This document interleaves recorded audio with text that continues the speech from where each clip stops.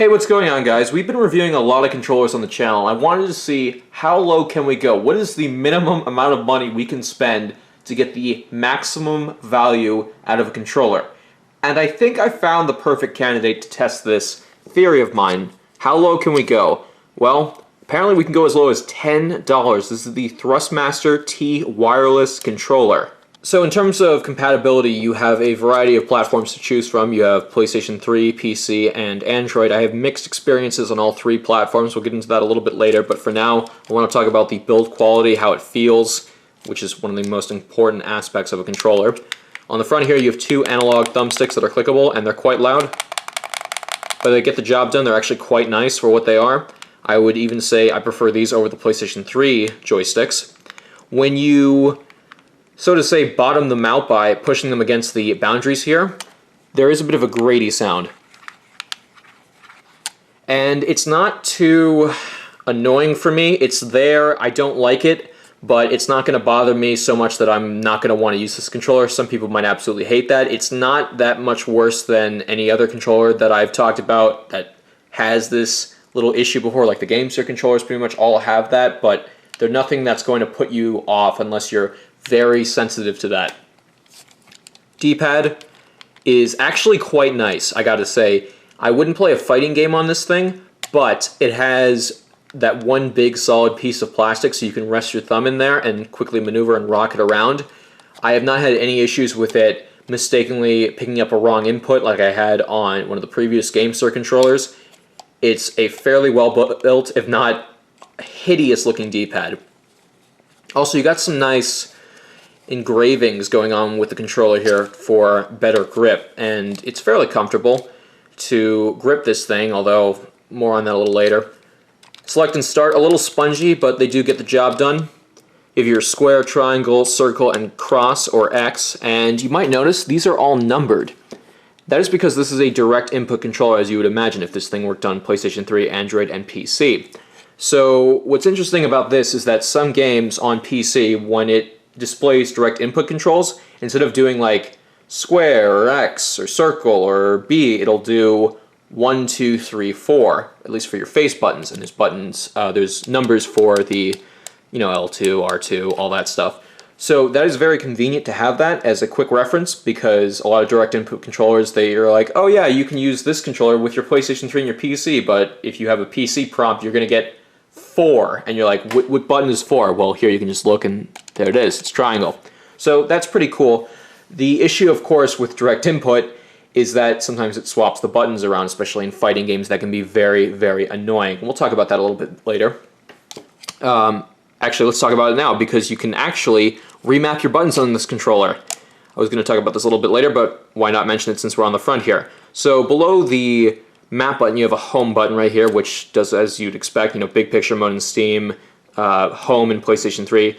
But here, you have a map button, which is really cool. So if we power this thing on, a nice little green light, you can actually hit the button, and then you can bind your buttons to whatever you want. So you can actually switch them. So you can have circle be X and X be circle, which is really useful for certain JRPGs, which by default might have square or circle be the confirm button. So you can basically make every game just, X be confirm. What a novel idea, right? But some developers just don't want to do that. Anyway, that's really cool. The only problem, of course, is when you shut this thing off, it loses all of your bindings, which is really annoying. Speaking of annoying, there's no analog triggers on this controller at all, or pressure-sensitive buttons. Now, pressure-sensitive buttons aren't a big deal. On a couple PlayStation 3 games like Metal Gear Solid 3 HD Collection, pressure-sensitive buttons are used a lot in that game, mainly to aim the gun and fire. When you hold down something like square, you hold it down a little bit, you aim, and then you press it more, and then it fires the gun.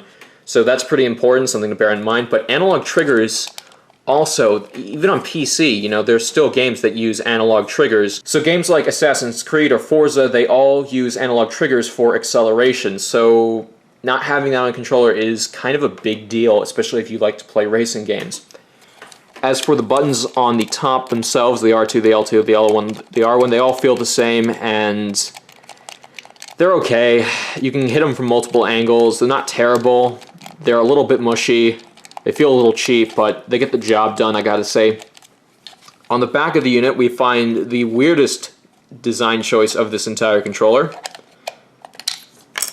It takes 3 AAA batteries. Yeah, there's an empty slot here, and it has one of those little, remember this thing? You know, it helps pull the battery out for you.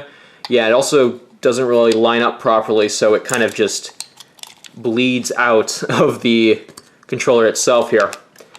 Overall, the build quality is actually quite nice, which is a shame because the controller is really uncomfortably small. That is probably the biggest issue I have with this thing so far. The controller, like I have these little girly hands, right?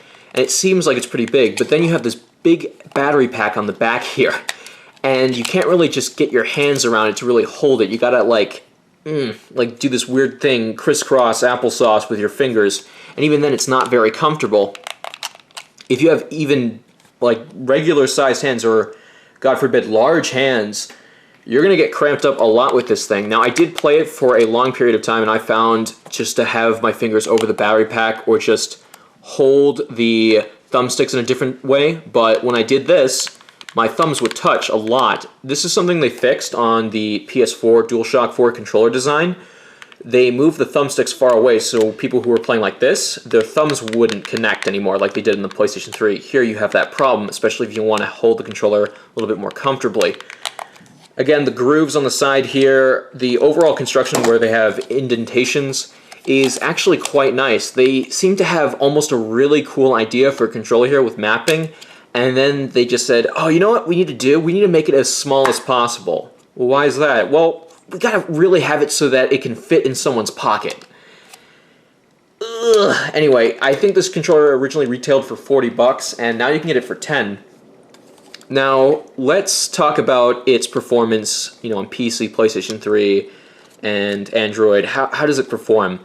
Honestly, not too bad on PlayStation 3. On PC, it's a bit of a different story. Like I said, the direct input is going to throw a lot of people off. The button mapping is very nice. The ability to switch buttons around, that is a really cool feature, and I think a lot of people like it. The problem, of course, is that if you want to do it with the controller, you have to redo it every single time you turn your controller back on. You do have a reset button on here, but I really wish it would just keep the profiles inside the controller and you just didn't have to worry about losing them.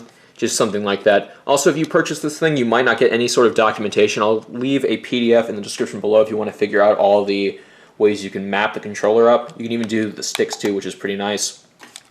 But PC, direct input, not great. I would recommend this thing as a secondary option if you don't have a lot of money and you just kind of want to throw your friends like, you know, a controller for game night. Oh yeah, this game only needs 2 buttons and a thumbstick and the start button. That's pretty much it. You don't really need to do anything complicated. For fighting games, especially on PC, where the buttons are swapped and you have to map everything or you have to follow the inputs right here, 1, 2, 3, 4, I wouldn't recommend this one, especially considering the D-pad, while nice, isn't great. Now on PlayStation 3, it's actually quite a different story because, you know, you have those button prompts, you know, square, triangle, circle, and X, and it's actually quite nice. Once again, though, the discomfort comes in from the controller size. If you can get over that, well, it's actually not a bad controller. In fact, Thrustmaster claims that this thing has about 50 hours of battery life, so if you can go on for, you know, 8-hour sessions and not have your hands cramp up, you're going to get a lot of value out of this controller just on those 3 AAA batteries. Also, I forgot to mention this, it does have an on and off switch instead of just holding the home button to power it on and off, which I really like. Sometimes, you know, you might forget to turn the controller off and lose battery, but I'd rather do that than just to simply hold that button down and painfully wait for it to shut off, like, you know, DualShock 4 and all the other new controllers nowadays, which is a little annoying. Alright, so Android performance, how does that fare? Ooh, not so great. So I got it working. Hang on, let me see if I can do it on camera for you now. This is the receiver, by the way. It comes with this nice little cap that you're probably going to lose immediately. So it's 2.4 gigahertz. I should have mentioned that a little earlier. You don't charge it as you would imagine. You just put it in those batteries. And you might think, like, well, how do you get it to work with Android phones? I'll show you how, buddy. Like that. That's not awkward at all. Yeah. Okay. To be fair, you could probably use a cable and, you know, it'll be a little bit more elegant, but we're going old school, boy. Alright, so let's turn it on. Alright, so I've gotten it working here, and basically the circle button and a bunch of other buttons pretty much launch any application and just select stuff, and the X button backs out of it. So you can go to Google Chrome over here, or you can just exit right out of it. So yeah, it's functional. You can probably get that working if you use the mapping configurations to get it to where you need it to be, but once again, as soon as you turn this thing off, those all just disappear into the ether. So, conclusion time. Would I recommend the Thrustmaster T wireless controller? So this is the cheapest controller that you can get for $10 currently that's actually kind of nice. There are a bunch of better wired controllers out there that you can get for a couple bucks more, $10, $15 more, but honestly, this is one of the few good ones that's wireless and has held up pretty well so far. A lot of Bluetooth controllers out there are really, really cheap and terrible. So I can actually recommend this one, mostly as a secondary controller. If you want to play your PlayStation 3 again and your controllers, the batteries are dead or the sticks are broken or whatever, this is actually not a bad replacement, provided that you're not using a lot of games that require the analog stick or pressure-sensitive buttons. So as a primary controller for that system, it's not too bad. If you want to grab a controller for your friends for an easy game night, not too bad, but I wouldn't recommend it as a primary controller for a lot of games, especially fighting games. If you want to use this thing for Android, I would look into other controllers. There are a lot of other controllers that do what this thing does, PC, PS3, Android, but does them a hell of a lot better. If you want to get it for Android, get it for PlayStation 3 and PC first, and then maybe use this as like a side option, but don't get it for Android just to begin with. Anyway, guys, thank you very much for watching. I'll see you next time. I'm out.